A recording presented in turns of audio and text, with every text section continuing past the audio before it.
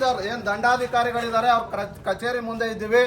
ಆ ಉದ್ದೇಶ ಇಷ್ಟೇ, ಏನು ಬಂಡೀಪುರ ಕಟ್ಟಡಗಳನ್ನು ಕಟ್ಟಿ ಅಲ್ಲಿನ ವನ್ಯಜೀವಿಗಳಿಗೆ ತೊಂದರೆ ಕೊಟ್ಟಿದ್ದಕ್ಕೆ ಅವು ರೈತರ ಮೇಲೆ ಬಂದು ದಾಳಿ ಮಾಡ್ತಾ ಇದ್ದಾರೆ. ಒಂದು ರೈತನ ದಾಳಿಗೆ ವನ್ಯಜೀವಿಗಳು ಕಾರಣ ಅಂತೇಳಿ ವನ್ಯಜೀವಿಗಳು ಸಹಿಸಬೇಕಾ? ಅದಕ್ಕೆ ಕಾರಣ ಯಾರು? ಸರ್ಕಾರ ಕೊಟ್ಟಂತಹ ಅನುಮತಿ ಅಥವಾ ಅನುಮತಿಯನ್ನ ಪಡೆದು ಏನು ಪೊಲ್ಯೂಷನ್ ಕಂಟ್ರೋಲ್ ಬೋರ್ಡ್ ಇದೆ, ಪರಿಸರ ನಿಯಂತ್ರಣ ಒಂದು ಮಂಡಳಿ ಇದೆ, ಅಲ್ಲಿ ಕೊಟ್ಟಂತ ನಾರ್ಮ್ಸ್ನೆಲ್ಲನೂ ಕೂಡ ಅದರ ವಿರುದ್ಧವಾಗಿ ನಡ್ಕೊಂಡು ಇವರು ಅಕ್ರಮ ರೆಸಾರ್ಟ್ಗಳನ್ನ ನಡ್ಸ್ಕೊಂಡು ಹೋಗ್ತಾ ಇರೋದು ಒಂದ್ ಕಡೆ ಆದ್ರೆ, ಅರಣ್ಯ ಒಳಗಡೆ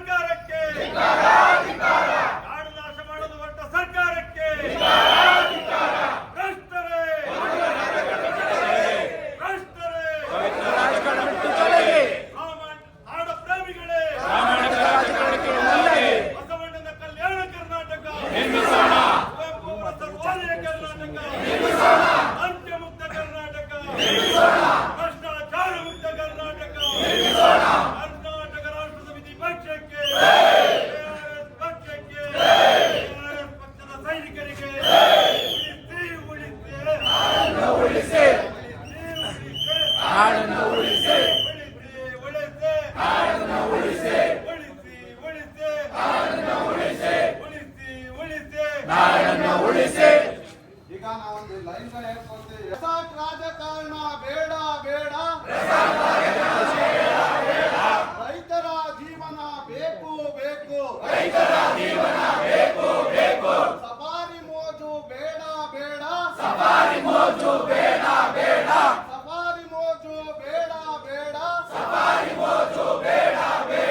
ಅರಣ್ಯ ಸಂರಕ್ಷಣೆ ಬೇಕು ಬೇಕು, ಅರಣ್ಯ ಸಂರಕ್ಷಣೆ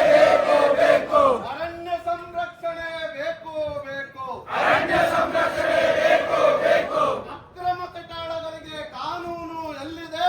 ಅಕ್ರಮ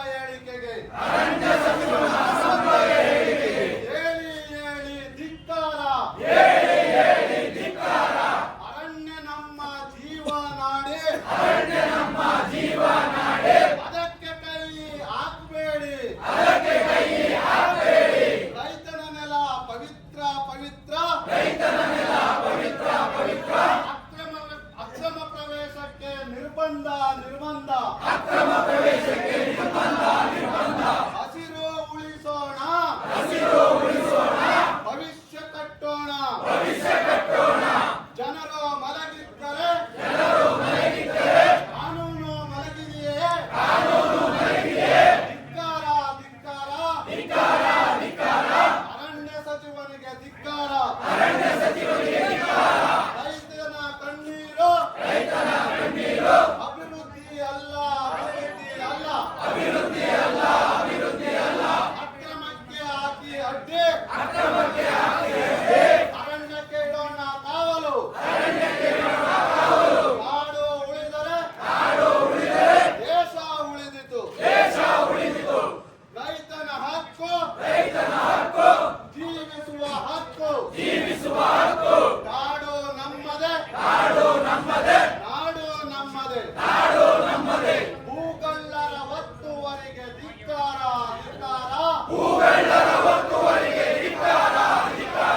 ಅಕ್ರಮ ರೆಸಾರ್ಟ್ ಮಾಲೀಕರಿಗೆ ಹೇಳಿ ಧಿಕ್ಕಾರ.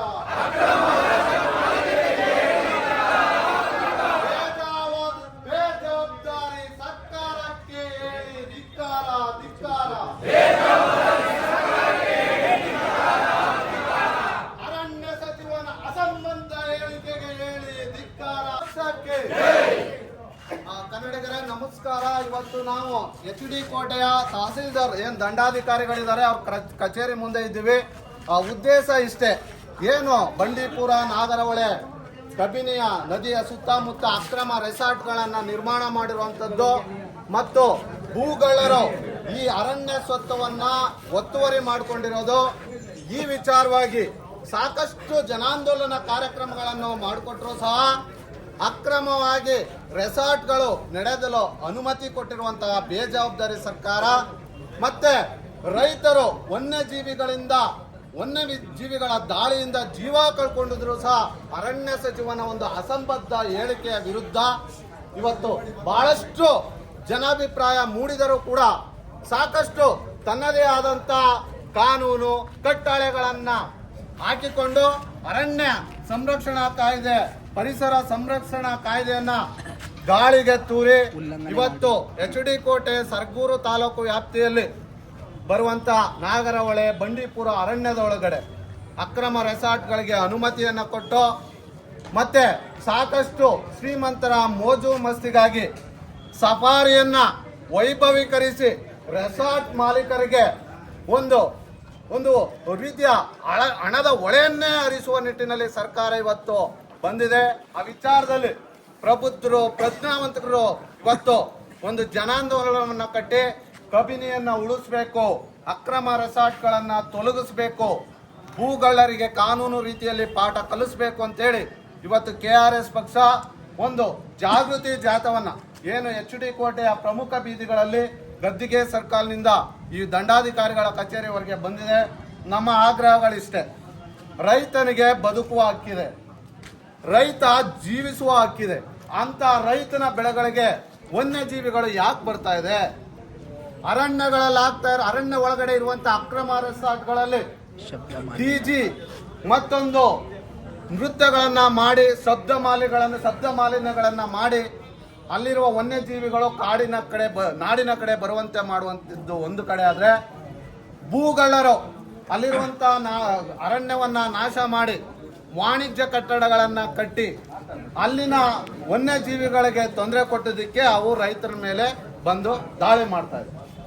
ಒಂದು ರೈತನ ದಾಳಿಗೆ ವನ್ಯಜೀವಿಗಳು ಕಾರಣ ಅಂತೇಳಿ ವನ್ಯಜೀವಿಗಳು ಸಹಿಸಬೇಕಾ? ಅದಕ್ಕೆ ಕಾರಣ ಯಾರು?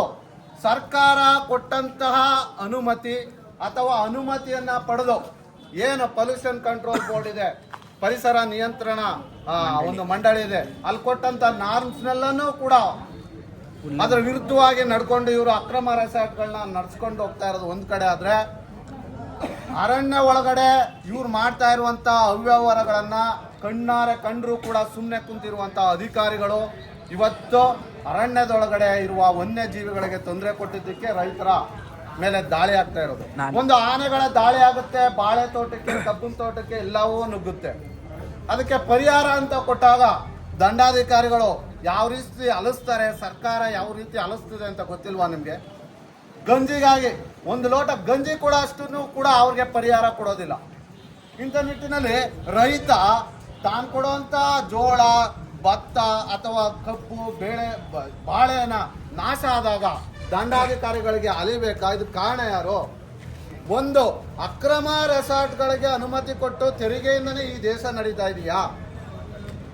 ಅಲ್ಲಿನ ವಾಣಿಜ್ಯ ಕಟ್ಟಡಗಳ ನಿರ್ಮಾಣದಿಂದಲೇ ನಮಗೆಲ್ಲರಿಗೂ ಉದ್ಯೋಗ ಸಿಗ್ತಾ ಇದೆಯಾ? ರೈತರಿಗೆ ಉದ್ಯೋಗದ ಆಮಿಷವನ್ನ ಒಡ್ಡಿ ಇವತ್ತು ಸರ್ಕಾರ ಅಮಾಯಕ ರೈತರನ್ನ, ಅಲ್ಲಿ ಕೆಲಸಗಾರನ್ನ ಎತ್ಕಟ್ಟಿ ತಮ್ಮ ಬೇಳೆಯನ್ನ ಬೇಯಿಸ್ಕೊಳ್ತಾ ಇದೆ. ಅದೇ ರೀತಿ ಅಕ್ರಮ ರೆಸಾರ್ಟ್ನ ಮಾಲೀಕರಾಗ್ಬೋದು, ಅಲ್ಲಿ ವಾಣಿಜ್ಯ ಕಟ್ಟಡಗಳನ್ನ ನಿರ್ಮಿಸಿರುವ ಮಾಲೀಕರು ಕೂಡ ಈ ರೀತಿ ಒಂದು ದ್ವಂದ್ವ ಹೇಳಿಕೆಯನ್ನ ಕೊಡುವಂಥದ್ದು. ರಾಜಕಾರಣಿ ಪುಡಾರಿ ರಾಜಕಾರಣಿಗಳನ್ನ ಇಟ್ಕೊಂಡು ಸರ್ಕಾರದ ನಿಯಮಗಳನ್ನ ಗಾಳಿಗೆ ತೂರಿದ್ರೂ ಕೂಡ ನಾವು ಅಕ್ರಮ ರೆಸಾರ್ಟ್ಗಳನ್ನ ಮುಂದುವರಿಸ್ತೀವಿ ಅಂತೇಳಿ ಒಂದು ರೀತಿಯ ಧ್ವನಿ ಎತ್ತಿಸ್ತಾ ಇರುವಂಥದ್ದು. ಇದು ಸಂವಿಧಾನದ ಆಶಯಗಳಿಗೆ ವಿರುದ್ಧವಾದಂಥದ್ದು. ಸಂವಿಧಾನ ಏನು ಹೇಳ್ತಿದೆ? ಅರಣ್ಯವನ್ನ ಸಂರಕ್ಷಿಸ್ಕೋಬೇಕು, ಪರಿಸರವನ್ನ ಸಂರಕ್ಷಿಸ್ಕೋಬೇಕು.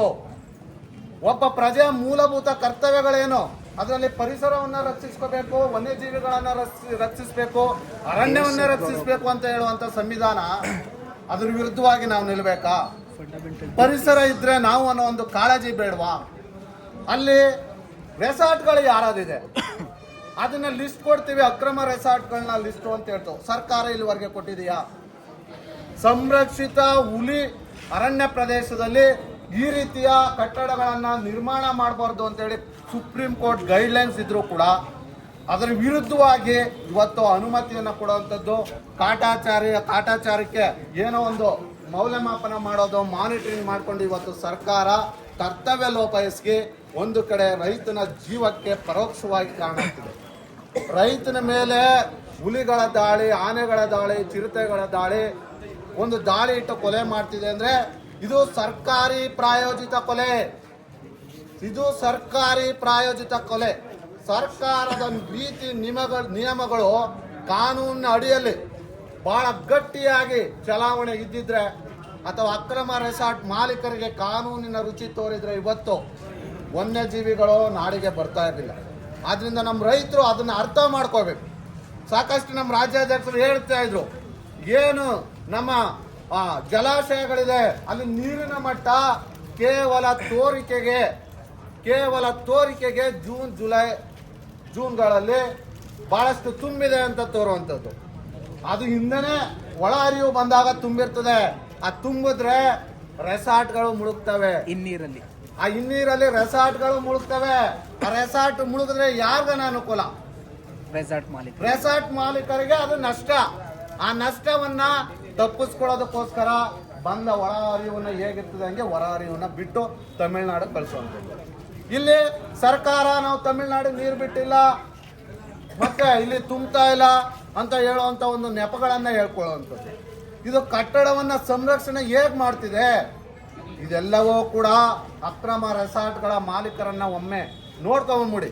ಅವರ ಮಾಲೀಕರ ಲಿಸ್ಟ್ ಅನ್ನ ಅವರು ಬಿಡುಗಡೆ ಮಾಡಲಿ. ಎಲ್ಲರೂ ರಾಜಕಾರಣಿಗಳ ಕುಟುಂಬಸ್ಥರಿಗೆ ಸಂಬಂಧಿಕರೇ ಆಗಿರ್ತಾರೆ, ಇಲ್ಲ ರಾಜಕೀಯ ನಾಯಕರ ಹಿಂಬಾಲಕರೇ ಆಗಿರ್ತಾರೆ. ನಿಮಗೆ ಅವ್ರ ಹಿತ ಮುಖ್ಯನೋ? ಇಲ್ಲಿನ HD ಕೋಟೆ ಸರಗೂರಿನ ಭಾಗದ ರೈತರ, ಈ ಹಿನ್ನೀರಿನಲ್ಲಿ ಬರುವ ರೈತರ ಜೀವ ಉಳಿಬೇಕಾ ಅನ್ನೋದನ್ನ ನಿಲುವನ್ನ ತೆಗೆದುಕೊಳ್ಬೇಕು ರೈತ. ಆದ್ರಿಂದ KRS ಪಕ್ಷ ಈ ಹೋರಾಟಕ್ಕೆ ಧುಮುಕಿರೋದೇ ಆ ದೃಷ್ಟಿಯಿಂದ. ಒಂದು, ರೈತರ ಜೀವ ಉಳಿಬೇಕು, ಅರಣ್ಯ ಉಳಿಬೇಕು, ಅಕ್ರಮ ರೆಸಾರ್ಟ್ಗಳು ತೊಲಗಬೇಕು, ಶಾಶ್ವತವಾಗಿ ಸಫಾರಿ ಬಂದ್ ಆಗ್ಬೇಕು ಅಂತ ಬೇಡಿಕೆ ಇಟ್ಟಿದೆ. ಆದ್ರೆ KRS ಪಕ್ಷ ಯಾರೋ ಲಾಸ್ಟ್ ಒಂದು ಇದರಲ್ಲಿ ಹೇಳ್ತಾ ಇದ್ರು, ಯಾರೋ ಮಾರಾಟ ಆಗ್ಬಿಡ್ತಾರೆ ಅಂತ. ಆದ್ರೆ KRS ಪಕ್ಷ ಮಾರಾಟ ಆಗುವ ಸರಕಲ್ಲ. ಇದು ಹೋರಾಟಗಾರನ ಕಟ್ಟಿರುವಂತ ಸೈನಿಕರ ಪಕ್ಷ. ಮಾರಾಟ ಆಗ್ಬೇಕಾಗಿರೋದು ಅದೇನಿದ್ರು JCB ಪಕ್ಷದ ರಾಜಕಾರಣಿಗಳು, ಹಿಂಬಾಲಕರು, ಕಾರ್ಯಕರ್ತರು, ಮತ್ಯಾವ ಹೋರಾಟಗಾರರು ನನಗೆ ಗೊತ್ತಿಲ್ಲ. ಆದ್ರೆ KRS ಪಕ್ಷ ಒಂದು ಸ್ಪಷ್ಟ ನಿಲುವನ್ನು ತಗೊಂಡಿದೆ. ನೀವು ಶಾಶ್ವತವಾಗಿ ಬಂದ್ ಮಾಡದೆ ಹೋದ್ರೆ ಸಫಾರಿಯನ್ನ, ಉಗ್ರ ಹೋರಾಟವನ್ನ ಇದೇ HD ಕೋಟೆ ಸರಗೂರಲ್ಲಿ ಮಾಡುತ್ತೆ ಅಂತ ಒಂದು ಎಚ್ಚರಿಕೆ ಕೊಡ್ತಾ ನಾನು ಈ ಮಾತನ್ನ ಮುಗಿಸ್ತಾ ಇದ್ದೀನಿ. ಜೈ ಹಿಂದ್, ಜೈ KRS.